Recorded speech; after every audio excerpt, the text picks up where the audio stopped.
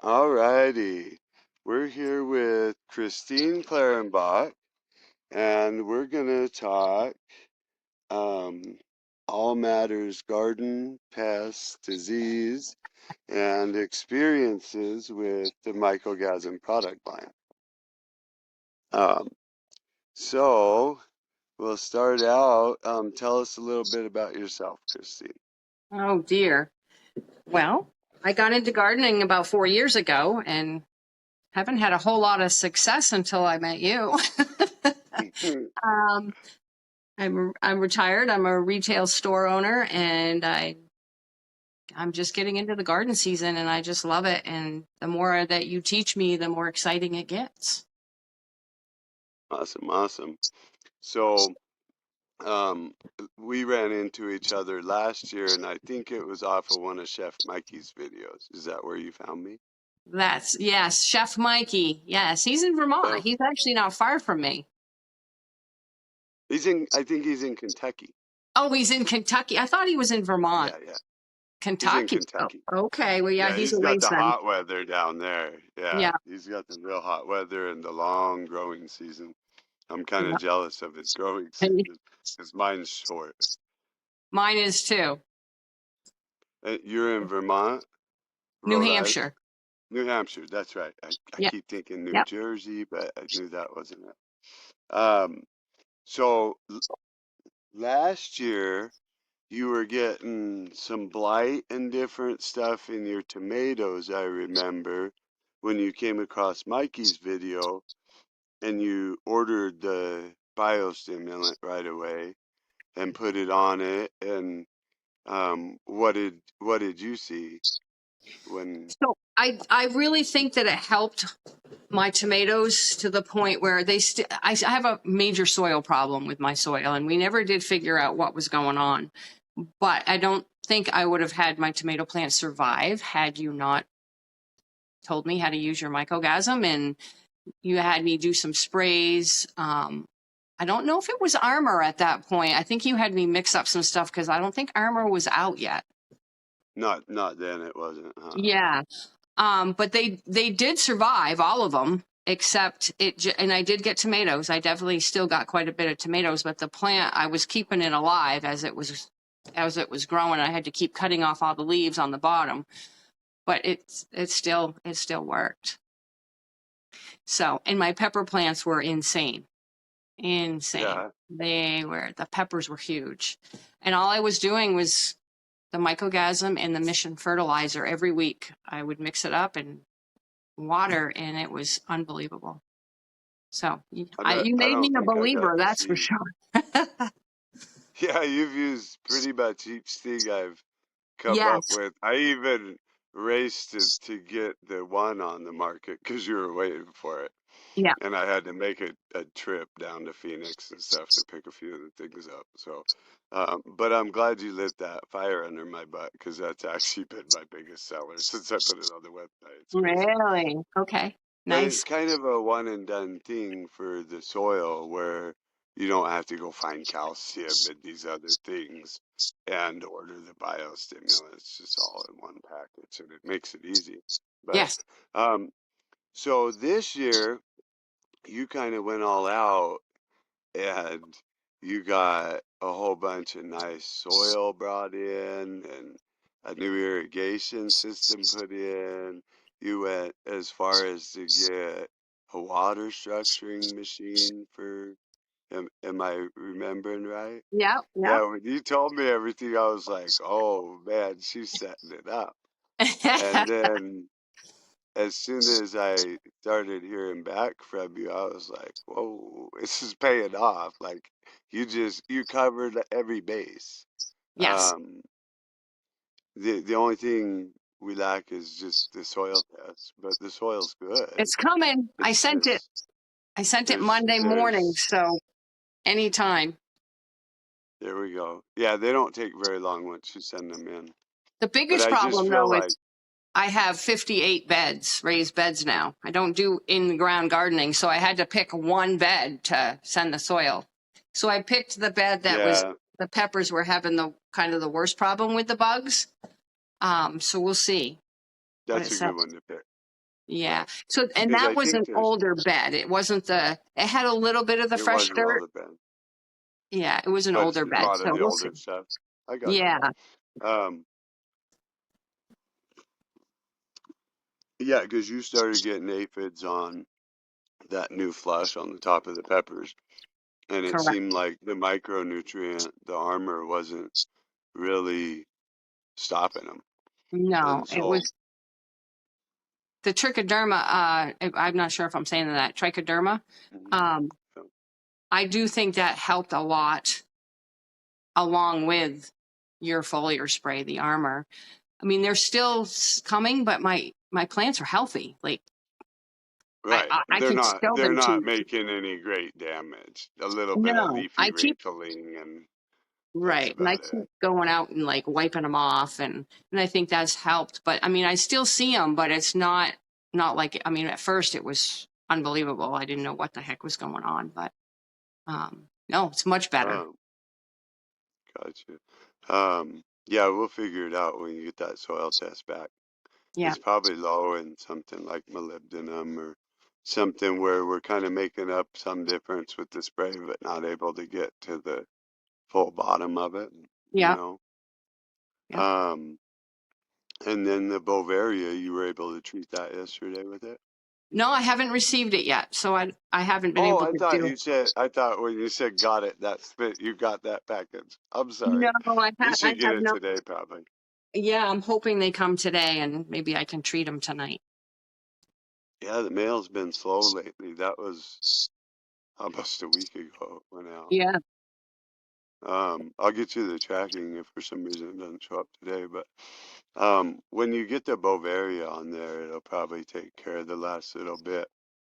I was just a little bit hesitant about having you use that if they were be able to be controlled without it because you have a bunch of beneficials in there this year. You sending me pictures and I had to look up some of them. I'm like, yeah, what is that? And several different beneficials. So you're yeah. setting yourself up a little ecosystem there. The hoverflies are crazy. I've got quite a few of them buzzing around me, and like you said, that you think it's a bee, but then they're just hovering, and then they go dashing at a bug to eat, and I'm like, oh my god, those are the hoverflies. Yeah, they're Yeah, I cool. got it. I saw one land. I saw it one on a leaf of one of my plants, and I thought that's a strange looking bee. And I took a picture, and I wouldn't have known what a hoverfly was, except we had discussed it 2 or 3 days earlier when you found the larva. Yeah, Um, and we realized that they were beneficials. Um, and then there was a couple others I can't remember that you had seen in there too. yeah. I forget I which got a ones. pretty good consortium at my plates now. I always get those wasps. Yeah, I get those every year I've been out here. I get those. Um, so anyway, your garden this year, how's it doing this year? Now that oh you my god, got it's amazing. It's all amazing. your I could pieces take you in on a place, tour if you want to see it. let's do it. You want to do it? Yeah, let's do it. Okay, let's do it. I gotta somehow. How do I reverse this? I guess I could just. I don't know how to do that. Yeah, I don't see a place to reverse it on the screen. I don't either. Can you see? Yeah, I can see Okay. real good. Okay. So these are those crazy tomatoes. Look at, Oh my goodness. we've healed them Yeah. up and Well, oh they're my crazy. goodness. It's Yeah, less than 3 weeks since I the first know. picture you sent me that was like 3 inches, 4 inches tall. Oh my Yeah, goodness. they are You're gonna going. have a serious potato crop in there. But look at over there. See all the potato bags as well? Oh my goodness. So we have You guys, all of you're gonna have potatoes forever. Will those store pretty good? what we're going to put in a root cellar. So Hmm. they should. And here's some of my pepper plants There's the that peppers. Those are going crazy too. But do you see there's like, well, these ones aren't horrible. None of them are horrible, but like, see, stuff was being eaten. Can you see that? Yeah. Yeah, right up at the very Um, tips.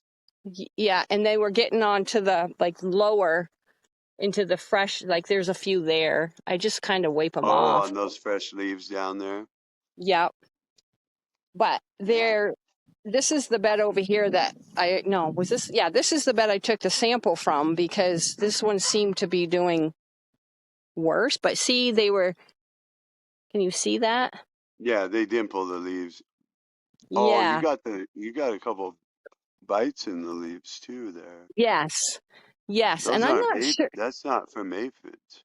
No, and I don't know what it is, Have but you seen any little worms around? It almost looks like an army worm. Oh yeah, you got is that jalapenos or yeah. no, these are bell peppers. And then Oh, they're there's just getting started. Is that a cayenne? no, this is the Jimmy Oh, okay, Nordello, yeah. Nordello. Yep.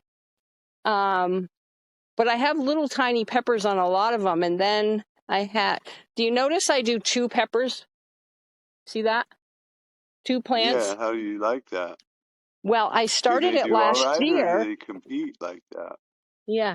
Well, they don't. They actually do amazing. I Do they? saw somebody online who does it, and they're like, "Oh, my peppers do so much better." And not only that, they support each other. Blah blah They blah. support each other a lot better, yeah. And I tried it last year. I had the best peppers ever, like I said. But of course, I was using your product too, so I don't know. These are the hot peppers over here. Got There you some go. going on. Um, but yeah, these are when I first noticed the aphids, it was the hot peppers they loved. It was specifically the jalapenos. They were Oh, decimating. But now, I mean, all this whole row right here is jalapenos, and they're doing amazing.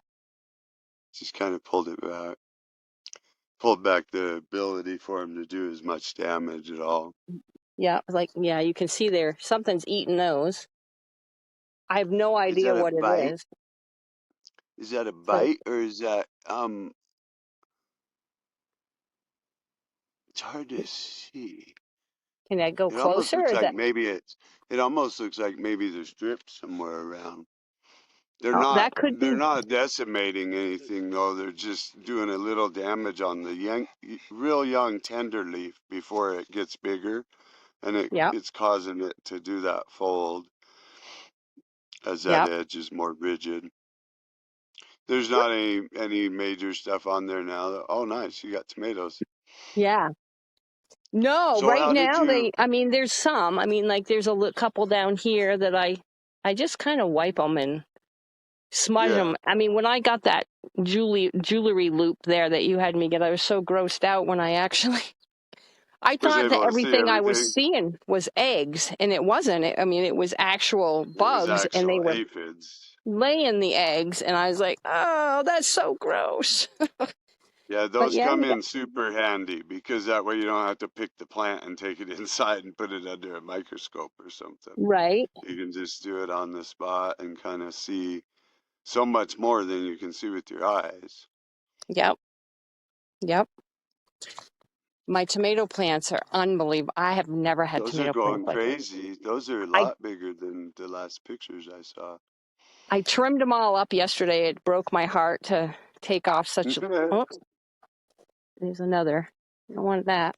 But yeah, I had two buckets, two 5-gallon buckets full of leaves after I got done trimming them all, and I was like, oh, I Did hated you cutting them. But did you put some EM1 and molasses and water in it and ferment them up to feed the tomatoes with?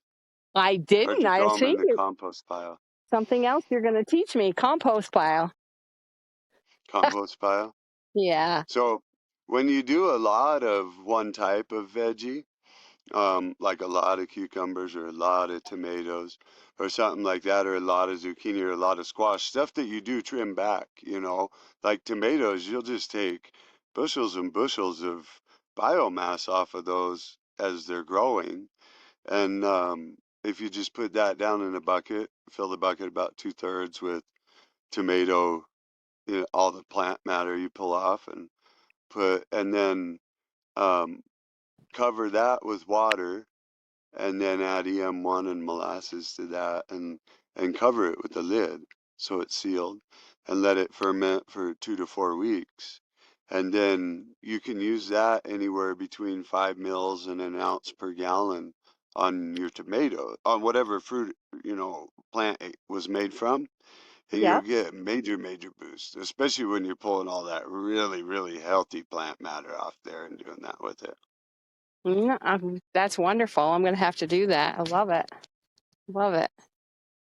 So these are my ground cherries. I only planted this plant, and this one, and all the other ones are from last year. The seeds just came up. Volunteers. I've got to pull some of them because it's ridiculous, but yeah. I've never grown those.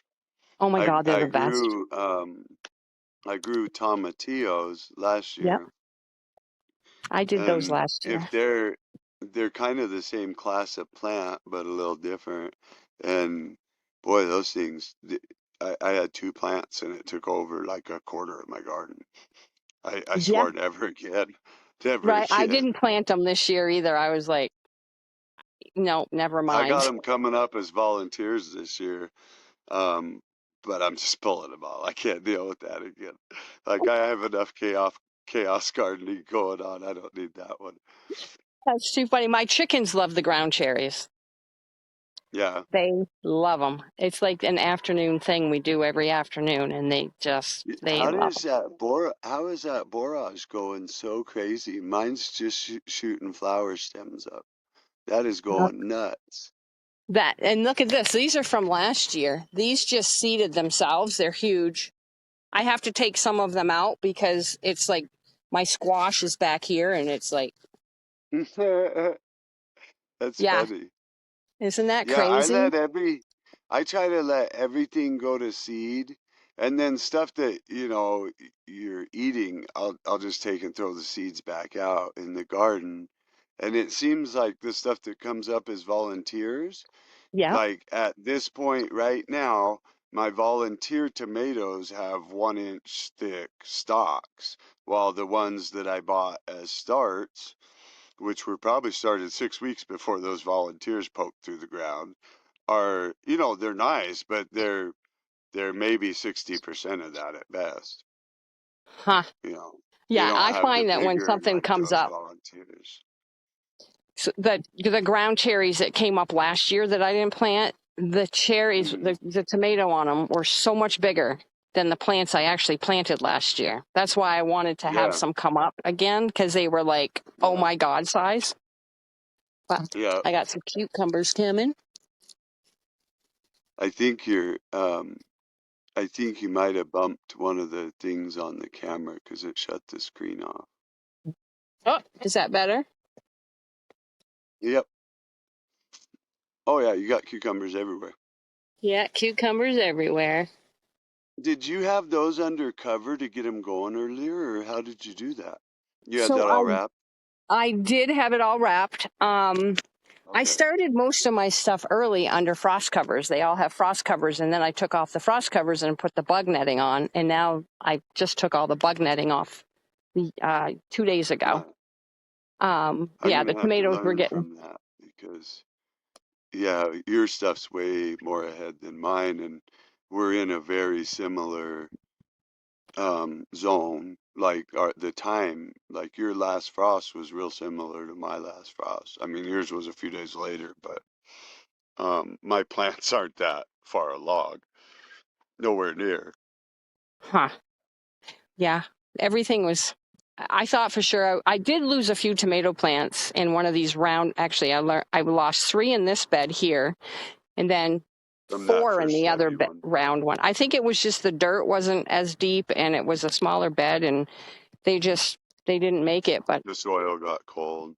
yeah, yeah, for sure. Um, yeah, these are Those watermelon peas are plants. going crazy. Yes, I planted those early Those too are undercover. crazy. Yep, they're So finally. have you used the foliar spray on those at all? So no, I didn't think I was supposed to. Well, right. That's why I asked. The legumes and peaches and stuff are supposed to be boron sensitive. But Okay. the way I designed that is that to try to work around that sensitivity with other micronutrients that kind of bring what boron on boron sensitive crops, boron causes a calcium deficiency. And if you Oh, address that, with the right way, and then you can actually apply. Like I've been spraying my green beans, and I can't grow peas where I'm at, but I spray one of my clients' peas, and I spray her peach trees, and there's been zero issue. So, try it on just a few of them and see what you think, and then you'll okay. have a side by side too. But yeah, I have the warning on there because I'd rather somebody try it on a small area first and not cause any damage. But it was designed so that the boron doesn't negatively affect the boron sensitive plants because there's enough Yep. calcium in there to um to feed that boron need for calcium that's due to the increased boron. Yep. Okay, that's So, good to know. That's good to know. Because I was going to ask you how to keep the bricks high on the peas in and the the green peas. beans Right, without they get being able. susceptible to pests pretty easy, huh? If they don't have just perfect conditions, Yeah. because you don't want to spray something like that on them normally. But spray a little area and just double check. But yeah, Mikey went crazy on his peas with it, and he goes, "Dude, I could just sit there and watch them grow." Really? He thought he was seeing stuff at first, and then he did it a second time. He's like, "Nope, confirmed. You can watch them get darker green and grow." Right after you spray Really? it. Yeah. Do you have a Brix meter? No, I do not. I guess I Um, should have one, 'Cause huh? yeah, the little cheap ones that you look through, not the digital ones, they're only like 20, $25, and those are really the best for the garden. You don't have to Mm-hmm. have a big leaf sample or anything like that. Yeah. But yeah, you can see what difference every single thing you do makes if you get one of those, and it only takes 5 minutes to take a Brix reading. Well, cool. I'll have to get one of those. Yeah.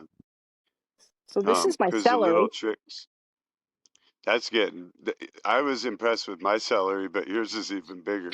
My I've got celery's like a foot tall already, but that's even way bigger. I've got a bunch of tomato plants in here from last year. They're coming Oh, up. They're tears coming up. everywhere. I'm like, Yeah. I don't know. I kind of need to pull them, I think, because there's so many. I hesitate. I'm like, well, let's see how crowded it gets. Eventually Right. they get pulled, but yeah, I'm like, I don't know. Let's see what it does. Uh, This is turnip. oh, those look super nice. Yep. Yeah, I don't see any pest issues or like I don't even see a spot on a leaf other than um the little bit of deformation on those tops of those peppers in that one Yep. bed. Yep. More peas, Super nice. Yeah, carrots. those are going crazy. I can't do peas out here. I'm already hitting 100 degrees. Hold And on a the sec. I freezes were lost you just a for a few second. weeks ago. You still there? Yeah, I don't know what happened, but I can't hear you. I'm going to walk up closer to the.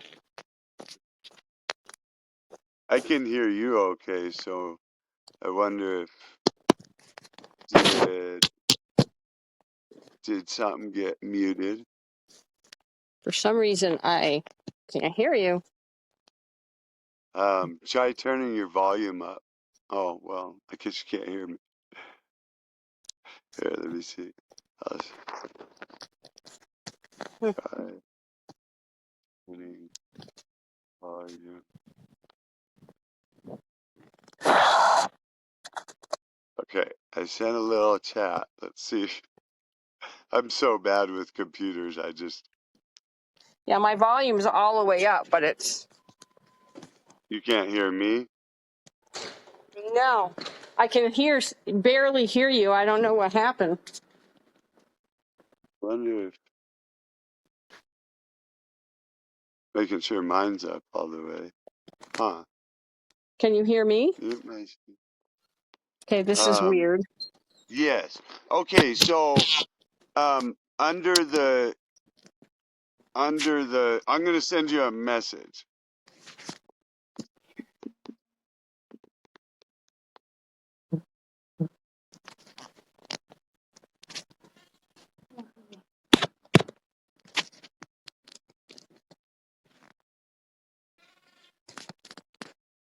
Hello? Yeah. Okay, I sent you another message. There's a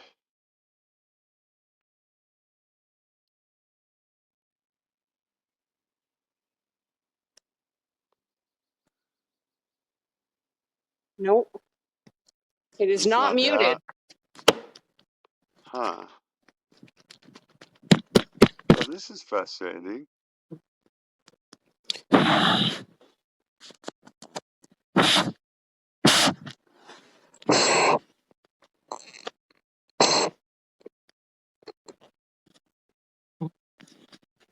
You're still there, Hewer?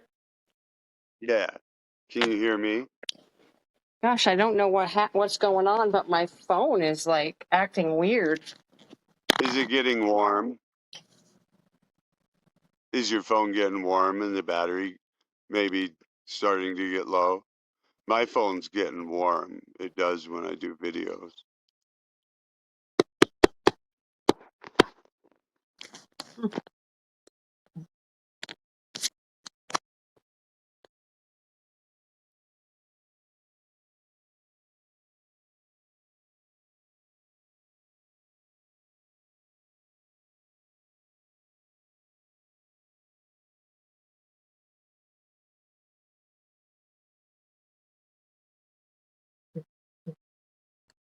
My phone is really hot. I don't know if something's wrong with it. That's what it is. Oh, there it is. No, I can hear you now.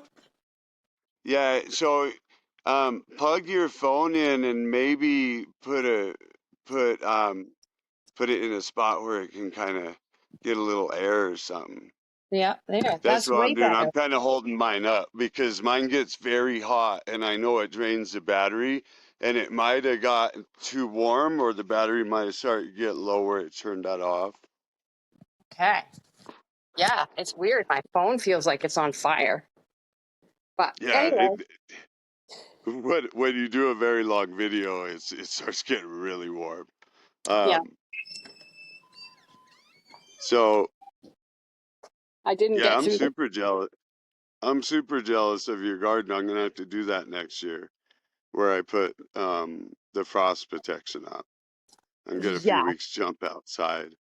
yeah, definitely. I would definitely recommend it. It's definitely made a huge difference. I want to show you this huge lettuce. It is crazy. I've sent you some pictures, but That was a monster head of lettuce. isn't that That was crazy? bigger than your mom.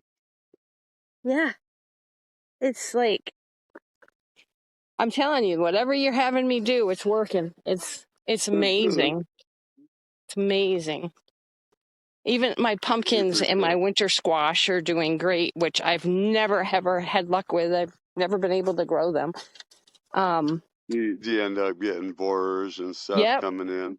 yeah, and the Yeah, and squash cucumber bug. beetles and yeah. Um, yeah, just keeping that bricks above, 12, like they just won't get in, you know. Yep, You might see eggs in places, but you won't see any damage. Oh, those yep, are nice. Those yep. are super nice. I I've got can't do cauliflower here either. really Yeah. because Well, it's too. we go from 0 or below 0 to 100, like those lows to those highs inside of 40 days, like Oh, in the spring. So yeah, that time when you could normally grow something like that, you can't. It'll just bolt by the time um it, it gets hot. You don't have yeah. enough time there before you get these 100 plus. Yeah, that's it got really hot quick. We're having a heat wave right now. It is like stupid hot. But Um, plants seem to be okay. They seem to be liking it. yeah, they'll tolerate it a lot better when they're healthy like that. It doesn't seem to affect them. You'll get the pollination further into the heat of the summer on your tomatoes and stuff. Um, some peppers, a lot of times peppers don't want to produce in that dead heat, and then they'll start producing again. And usually, I won't see that even here, even when it hits 110, they'll still be producing. Yeah. Oh, the tomatoes won't at 110, but the peppers will. So, Yep. so I think you had a couple questions for me, but what are your plans going forward with your garden?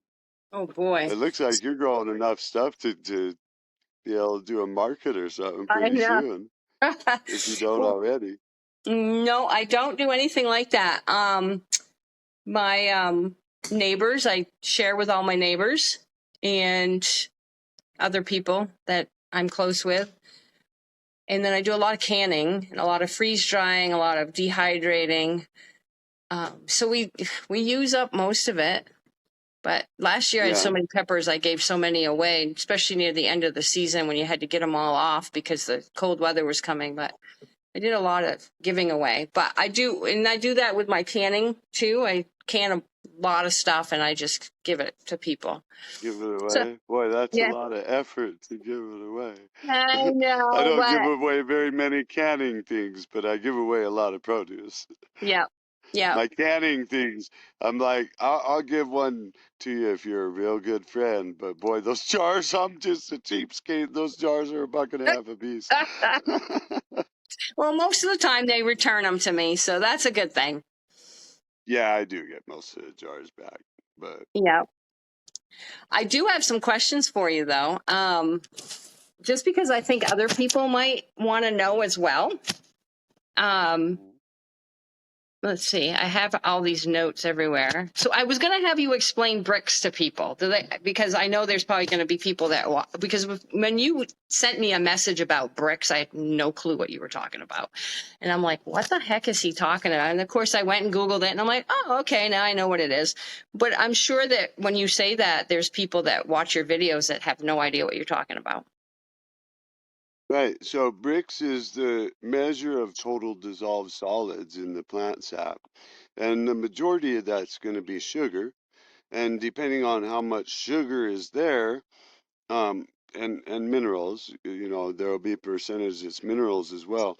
But depending on how much sugar is there, if the sugar starts getting over 6%, then you start having a lot of other compounds that are in there, um, like polyphenols and um, other secondary metabolites that the plant's making that they really don't make a lot of below um, a Brix of 6.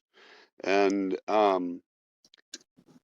so it's predominantly sugar, regardless of where it is on the spectrum, it's predominantly sugar. But when you get above 6, you start getting secondary metabolites in, and those range, from terpenes to polyphenols to um, other aromatics and even different certain amino acids. Yeah. Um, until they get enough sugar, they can't produce these things because they're high energy cost molecules to make. These other Mm-hmm. compounds are like most polyphenols. It's going to require a mole of sugar is going to make 27 moles of ATP, which is the energy currency for all life forms, whether it's plant or human or animals. And each sugar is going to make about 27 ATPs. Well, some of these other compounds, like polyphenols and whatnot, they take like 180 ATP to create one, right? So that means it takes 6 sugars to make one of these other things if you do that math, right? And so that kind of shows you why you can't even get these if you don't have a certain amount of sugar in the plant. because the sugar is also the currency the plant uses with the microbial life, Hmm. to feed them and get them to feed the plant back. What's not discussed as much is those same exudates, like it's feeding into the roots, it will push through out the pores of the plant that's above the ground too. And if it's producing those polyphenols and those aromatics and those terpenes, those are getting exuded through the plant matter that's above the ground as well as below the ground through the roots to attract microbiology. But those attract all your beneficials. They also attract beneficial biology that colonizes the plant surface. And so, like me and you are seeing a lot of the similar beneficials in Yeah. our gardens. And a lot of that is because our plants are at that health level where they're producing a bunch of those things and calling them in, those aromatics and polyphenols and different things, and those call those beneficials in. So, Sweet. and they Nice. also, when you get up there in those higher numbers, they also produce things that can repel um, herbivores and Hmm. make, first of all, the sugar's not digestible. So much sugar. Herbivores can only take in so much sugar in each different class of herbivore. Their gut has more or less compartments, and the more compartments they have, the more they're able to take in sugar. When like aphids, they don't have any compartments. They got one little fold, and so the sugar just goes right through and out. But if they get too much, it clogs up and it literally candies and crystallizes inside them and draws because sugar attracts water. And it can pull water away from microbes. It can pull water away from a lot of things. And that's what it'll do is it'll pull all the water out of the aphid and crystallize it right there on the vine. And so sometimes if you go out and treat with something like Armor that's going to raise the bricks, Yep. and then you go out the next day and you still see aphids piled up, touch them. Are they hard or are they mushy? Because they'll candy on the vine. And so they may not actually be alive just because you see them there. That's what I've noticed is like Yep. second, third day after I go out and I'm like, why are these not gone? Like the other plants are gone, because it takes 24, 48, even 72 hours to get the bricks up as high as that spray will make it go. And usually those feeders leave or they crystallize on the plant. And I've noticed on peppers, a lot of times they crystallize. So I tell people to check if it's soft and has guts in it or if it's crispy. Yep. Well, I did find some crispy ones. In fact, it was a couple days ago. I went out and I was like, why is there still these bugs? And I did exactly that. I brought it in, put it under my loop, and I'm like, oh, you could see them. They were all like, they looked like they had holes in them, and they were hard. So I was like, oh, There you go. So that could be the trichoderma okay. putting the holes in them, but the sugar probably killed them. They're called candied aphids. Yum. Yeah, yeah. Did you know that honeydew is actually harvested in some countries and processed into sugar? Really? Hmm. I did not It's know that. actually a really, really high-end sweetener in some countries. Really? Isn't that Hmm. something? Very similar to actual honey, you know. Interesting. I did But not yeah, know that. they pull what they need out of it, and it gets excreted literally as pure sugar, Huh. pretty much pure sugar. So, Well, that's and then, pretty cool. when you see the ants going up there, that's what they're doing. They're going to get that sugar. And Yep. you'll get ants even that'll farm aphids intentionally for the sugar. Yep. You Oh, know. they protect those little aphids, those Oh, they do. ants. They do. They do. Yeah. That's their food source. So Yep. that's Yep. nature's circle. Crazy. So, So the other thing I was going to have you explain each one of your products because people watching this, knowing what each one of your products do, might. yeah, that's a good idea.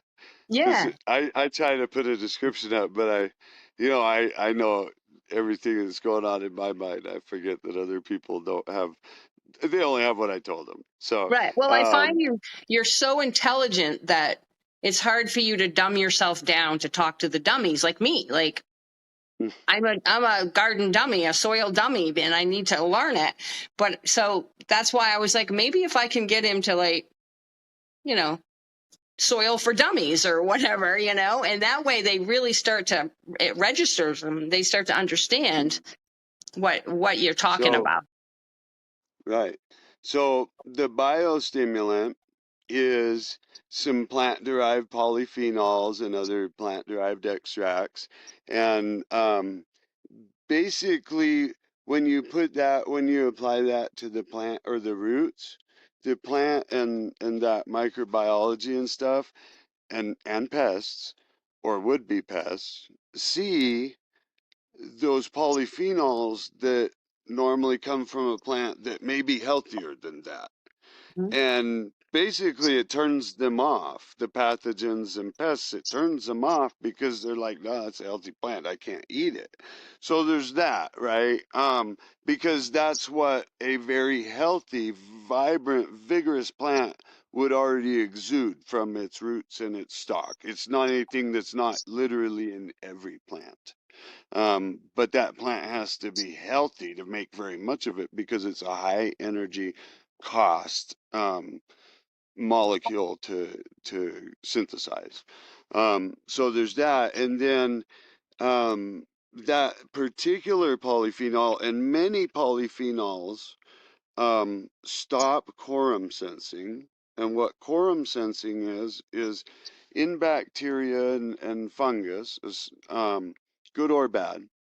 Um, they communicate with different molecules that let them know that more of those same fungus or bacteria are there. When it's pathogens, it's not until till this quorum sensing takes hold that you ever see plant damage.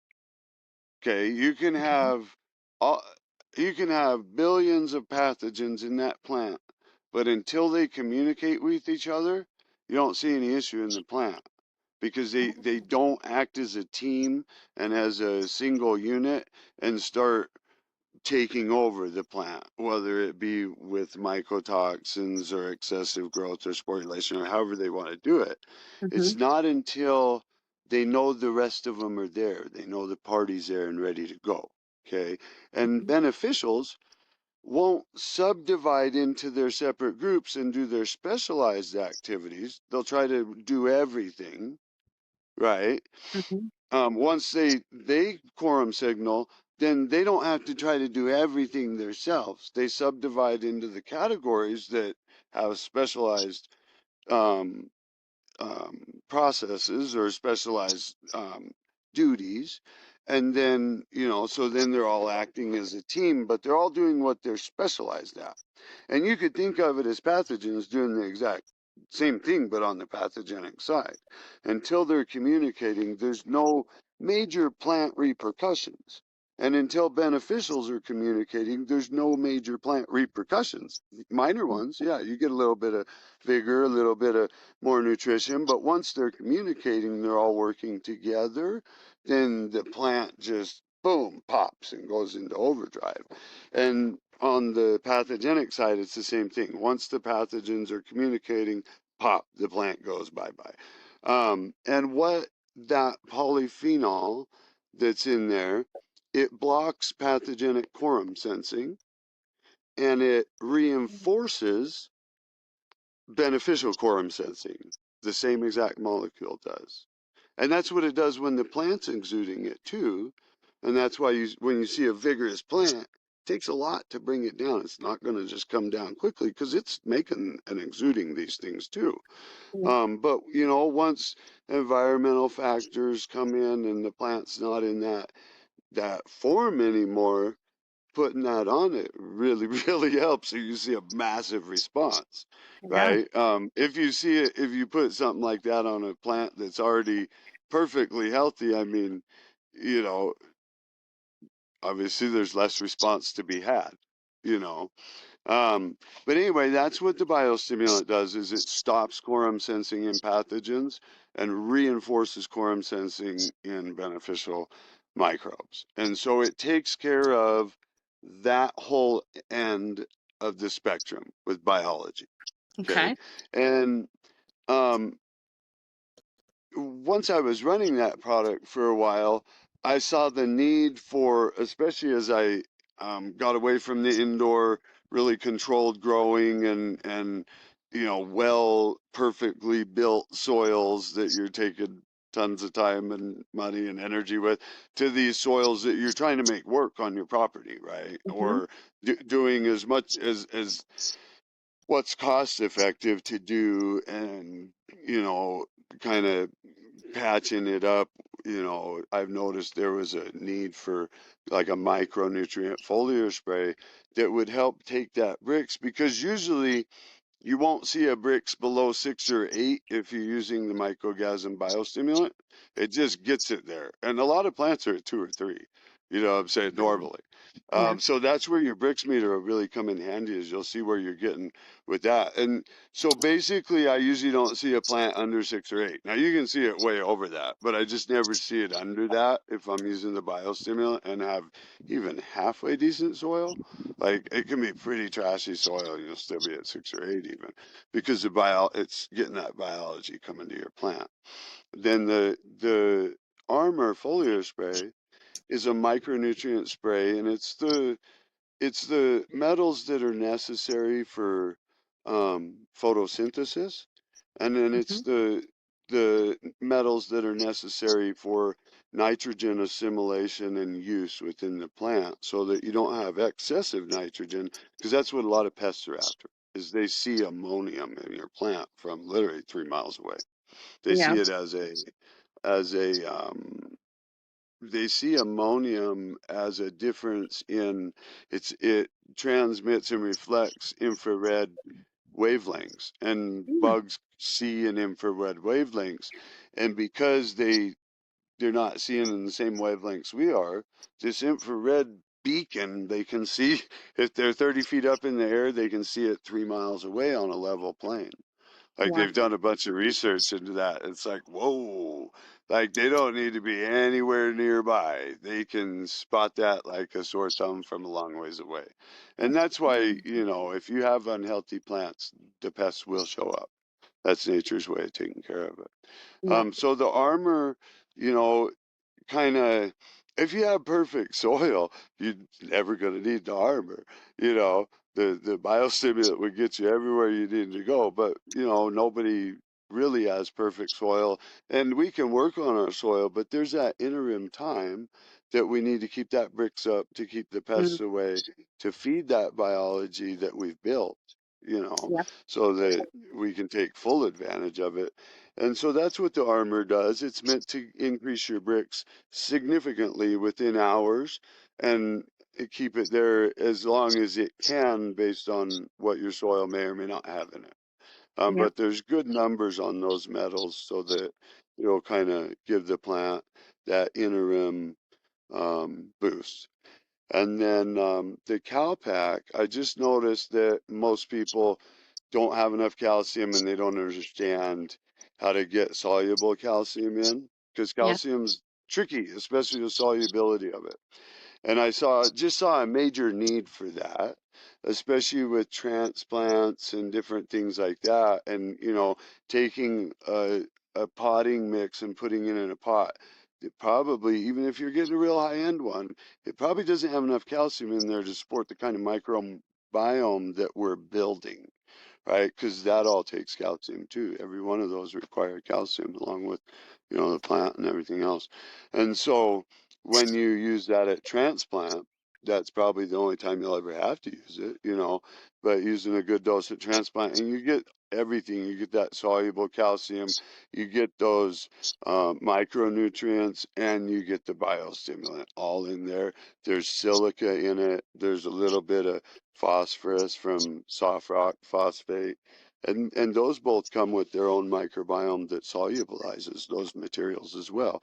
Mm. So um, it it it reinforces the biology that's going to help those materials work as well for your soil. Yep. So, and then the ferment, that was just a one-off. I was experimenting with stuff that was native around my place, and there's just tumbleweeds everywhere. I mean, tumbleweeds everywhere. And, I was looking up what's in them, and it said that they were real high in calcium, real high in oxalic acid, real high in nitrate. And so I'm like, okay, that sounds like a cool ferment. Let's see what oxalic acid does to plants um, before I go crazy spraying it on stuff or putting it on stuff. And I haven't sprayed it on anything because it smells so bad. I'm like, I don't want that on my It's pretty food. bad. Um, but I've put it on used it on the root zone extensively with different things to see what it did. And at very low concentrations, like 5 mils per gallon, um, it just has crazy effects on fruit firmness, on storage time, like it keeps it good forever. I had tomatoes that were, I want to say, I started tossing them 17 weeks after I harvested them. I started giving them to chickens because I started finding little dings and little spots where they would start to grow mold. But it took 17 weeks, and they were ripe, and they just kept in. I have an RV, but I have a room that's set up for drying cannabis, and so it stays around 60, and I just put them in there. It's not really root storage, but it's a decent temperature, and they kept forever, and they were most of them were still firm at 8 and 10 and 12 weeks. By that 17, a lot of them weren't so firm anymore. But I was just trying it. I still right now have pumpkins, blue. It's a blue Hubbard squash and butternuts from last year's Oh harvest. my. And So, those haven't been in the 60-degree room. Those are sitting in my RV at, at 70 to 90 degrees. so how often did you feed that to them? Was it a weekly thing or? I did it once or twice a week, but only for 3 weeks because it was right at the end of the season. Um, and then, like, the temperature started dropping. I assumed things were going to freeze and die. And every day I'd go out there after a mid or low 20s, and everything's still thriving. There's not even a damaged leaf on any plant that I had treated that year with that. And I was like, whoa. And I'm talking cucumbers, even, right? And Wow. during 25, all the low 30s, and then the 25s, the 27s, the 22s, and it wasn't until 3 weeks of that, and then it hit 19 degrees, and I got leaf damage on the tomatoes, the peppers, and the cucumbers, but no fruit damage. I had fruit on them still because I was leaving it to see. It didn't split the fruit, it didn't soften it. Even 4 days after that 19-degree event, I took a cucumber off, and I even did this on live video and snapped it.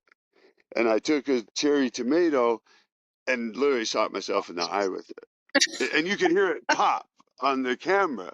It was pretty Wow. crazy. And that was 4 days after a 19-degree low, and it had damaged leaves at that, but they were still, like, the fruit were still growing. They were still putting size into the cucumbers. I'm like, this is crazy, Wow. So, crazy. And so I'm gonna do that again this year and see, how far I yeah. can go. So I don't know if you remember, but at the beginning of the season, we were having frost. Remember, I reached out to you and I Mm, asked you about giving mm. this to them, which I did. So I wonder if that's what helped those other tomato plants survive, because we had probably Did some three of more them? frosts after that. Probably. I think that it takes a week or week and a half or 2 weeks to really get in there because Okay. what it's doing is it's pumping it full of electrolytes and phosphorus. I noticed that that ferment improves phosphorus acquisition exponentially in every plant. And I think that's what's causing all the beneficial side effects, is that Oh, that just massive phosphorus acquisition, and possibly it's pulling silica easier too. I don't know. Oxalic acid really has some interesting effects in the root zone and with microbiology. So Wow. Well, that's exciting. I'm going to make sure I do that at the end of the season then, especially with the fruit trees and tomatoes, right, peppers, and everything. your fruit trees, like your early bloomers, like your peaches and pears and stuff, do that at the end of season, and then a few weeks, maybe 2 to 4 weeks before they are going to start putting on buds and stuff, then do it once a week or once every other week. And then if you get those late frosts, like that happened here, and everybody lost everything. And Oh, I had only had a chance to treat my client's tree one time when I realized the late frost was coming in. It was about 4 or 5 days before the frost, so it didn't have nearly the effect it would have.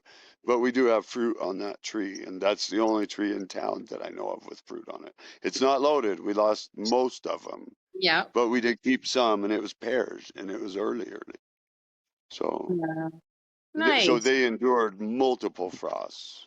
Um, because those pears are, I think they're the earliest to set in this. That's where I'm at my client's house. I think they're the earliest to set over here. Okay. So. Sweet. What else? That was great. That was a good explanation of every one of them because I mean, it has basics on it, but it's like, how does it really work? That's where my brain Right. goes. Yeah. It helps if you probe my mind because I don't know what people are wanting to know. And Right. as soon as somebody asks me, then I know, and I can usually break it down really well for them. Yep. So, and then So, we'll leave everybody with one more. Well, I'll let you go ahead, and then I'm going to leave everybody with one little thing. And I gave you this trick, but I'm going to give it to everybody. okay. The So, molasses and yeah, the compost tea you're having me brew, mm, the one with all the ingredients that has quite a few different things. If I'm mm, doing that once a week with my plants, do I need to fertilize as well? Or is that going to probably do it? not. Probably not. Probably not. Your soil's probably got everything that's not in that, Oh, right? Because the few things that are water soluble that we don't know what's in your. I mean, I can guess what's in your soil, but in a few days we'll know. right. But I'm guessing that it probably has everything that's not in that tea. So with the exception of maybe a mineral, a micronutrient here and there, and we can address that. But yeah, that can help. And if you take something like azomite, or Yep. even um, the sea salt, just don't overdo it. But sea salt can be a good one too, especially if you get the Baja Gold, where it's got a lot less sodium and Mhm. more minerals because there's less sodium taking up the space in the salt. That can be a good additive. Just don't do it too often because of the salinity and the sodium in it. But azomite's a good one you can throw in the tea and get a mineral, uh, a microbially activated mineral complex, because these plants are taking up these microbes through the roots. They're not taking up chemicals through the roots like everybody's been taught, although they don't like to though. Mhm. They take microbes up intact through the roots, and everything that's in that microbe, the plant gets. Interesting. Okay, I And like then the that. plant spits that microbe back out. Sometimes it cultures that microbe before it spits it back out. If it likes what that microbe brought to the party, it'll culture a bunch and then spit them out. So the whole bunch come more right back to it. And it spits it out. It takes them in the root tip and spits them out the root hairs. So they're spit out above, and then they come back down and get recycled right back through. But anything you ferment or feed that ferment or that microbial tea, anything you put in that and the microbes digest and take into themselves and use, are immediately available to the plant when you give it to the plant. And that's why the Armor foliar spray, There's other products with all those same ingredients and probably in very similar ratios, but I don't know anybody else who then ferments that Right. so that when you spray it on, it goes straight into that plant. It's not relying on any environmental forces, including ionic forces. It is going in with biology and boom, with an active transport. And that's what you're doing with those biological teas and things is you're creating an active transport. And anything you see your plant needs, put it in that and it'll be the fastest way into that plant there is. It's almost Awesome. like giving it an IV drip. Right. I love it. That's So, great. Okay. So what were you going to leave us with? okay, so before we go, I'll leave everybody with one other trick, and I shared it with you last week when you saw the bugs come in and stuff. If you get too much rain, and your plants get flooded out, and bugs like to come in then, and so do diseases if it gets, if it's there long enough or significant enough effect. Heat, drought, all those different things can cause a low Brix situation in the plant, which can allow for pests and disease to creep in. And the fastest way and easiest way every single time to raise Brix for a short period. Now it's only going to give you 1 to 3 days, but that gives you a leeway, right? In that while you're low Brix, and it kind of gets it up and gets things going again. And that is mixing a gram or two of soft rock phosphate with a tablespoon or two of molasses per gallon of water. And it can be warm water. Don't do it hot, but it can be warm water. And then put that at the root zone. And you can spray it on the plant too. But at the root zone, it's going to cause just a flush of microbiology. And there's a lot of minerals, plus there's calcium and phosphorus in that soft rock phosphate that feeds that biology in that plant and causes a flush, right? And it doesn't last forever, but it'll get you through a tough spot and it'll get you that Brix up. It doesn't matter whether it's caused by drought, water stress, too much water. It doesn't matter what it's caused by. And, if you've had flood, then mix it stronger and use less of it, right? Yeah. Double it up the mixture and use just a cup on each plant so you're not worsening a problem that's there. But you'll see an immediate reaction, a temporary but immediate reaction to help you through tough stuff. I love it. And that's in that little tea that you have me making. It's got the Mm-hmm. phosphate and everything, molasses, everything. I can't wait Yep. to use it. Yeah. You'll have Cool. to, you have to send me some pictures after you do. Oh, I All will. I righty. will. You know Any it. other questions? Yeah. Any other Uh, questions for me? oh, I could go on, but we can call it. We can call it there. But yeah, All right. Well, maybe at the end of the year we'll do a follow-up. I like it. Sounds There good. we go. All All right. right. Well, you Thank have a good you. afternoon. It was good You talking to too. you. All All right. right. Bye Have a bye. good one. Bye. You too.